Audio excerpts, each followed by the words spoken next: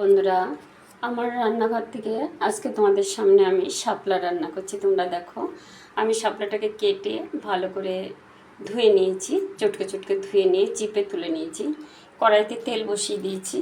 এবার আমি একটু চিংড়ি মাছ দিয়ে করব। আমি চিংড়ি মাছটা ভেজে তুলেছি।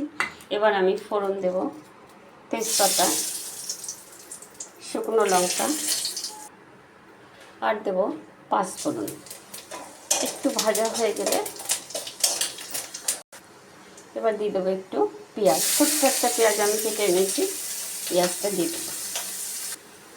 এবার আমি এগুলো পেঁয়াজটা মশলাটা ভালো মতন ভাজা হয়ে গেছে।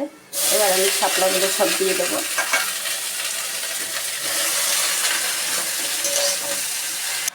এবার এর মধ্যে আমি একটু নুন দিয়ে দিলাম স্বাদ অনুযায়ী, হলুদ দিয়ে দেবো, দিয়ে এবার আমি একটু ঢাকা দিয়ে দেবো, কারণ এটা কমে যাবে মজে। এবার কিছুক্ষণ ঢাকা দিয়ে রাখবো। দেখো কতটা কমে গেছে, জলও বেরিয়েছে। এবার আমি এর মধ্যে চিংড়ি মাছটা দিয়ে দেবো। চিংড়ি মাছটা দিয়ে দিলাম। শাপলা হয়ে গেছে। আমি ভাজা ভাজা করলাম না, আমি ঠিক ঘন্ট মতন করলাম।